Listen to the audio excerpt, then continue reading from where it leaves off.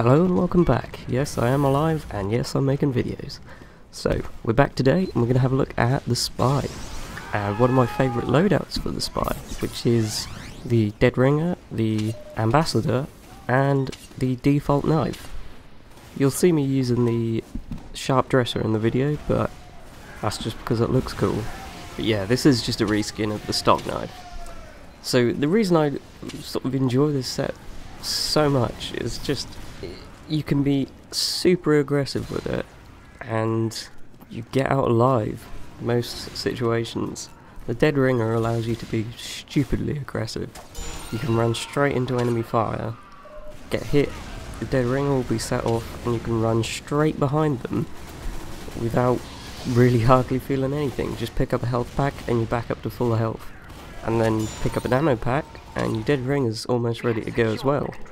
So with this you can literally just run at the enemy and they'll shoot at you, fire at you, whatever, they'll hit you, and before you know it, you'll be behind them.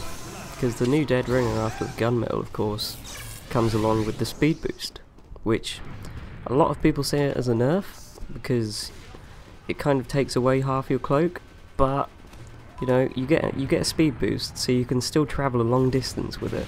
I find that speed boost really helps get away from pyros. You can get that speed boost and get away from the pyros before they manage to flame you again and set you on fire.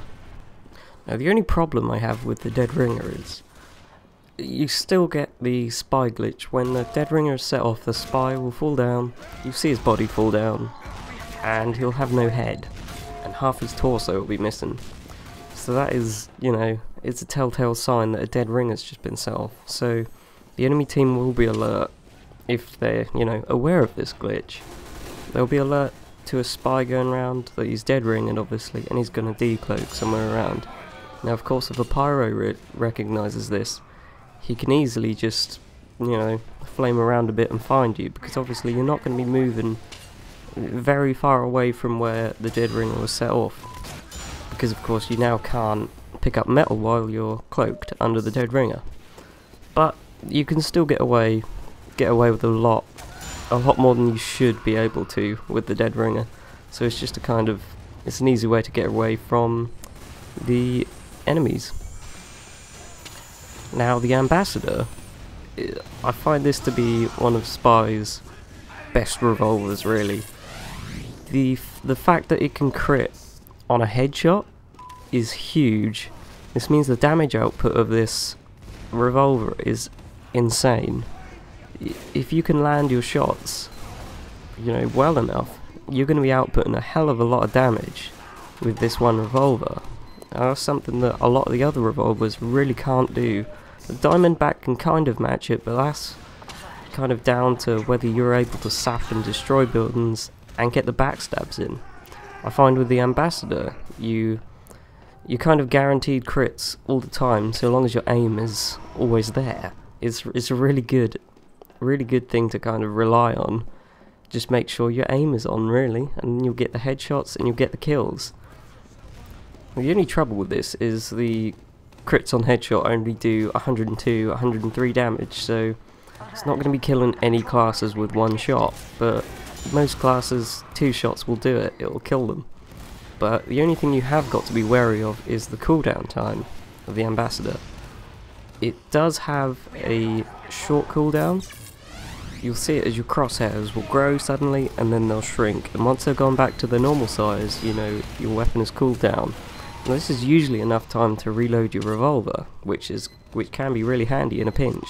Because you know you'll always have those 6 shots and you'll always have a headshot ready, so just keep firing off really, and so long as your aim's obviously on point, you'll be getting the criticals and you'll be getting the kills.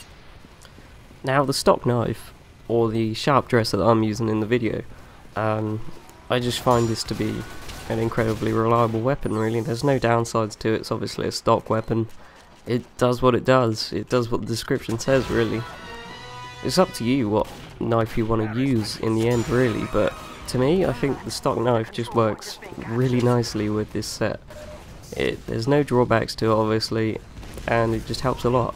I think with weapons such as the kunai and the big earner, which reduce your max health, They don't pair up so well with the Dead Ringer, because obviously the Dead Ringer you can still die to, you know, criticals and headshots and backstabs. So I think it's important to have the most health you really can, so you can survive as much punishment as you possibly can with the Dead Ringer. And of course, using your eternal reward with the Dead Ringer is notoriously hard. The fact you can't disguise and the fact you can't cloak just means it's difficult to get behind the enemy, really. But, you know, to each their own, really.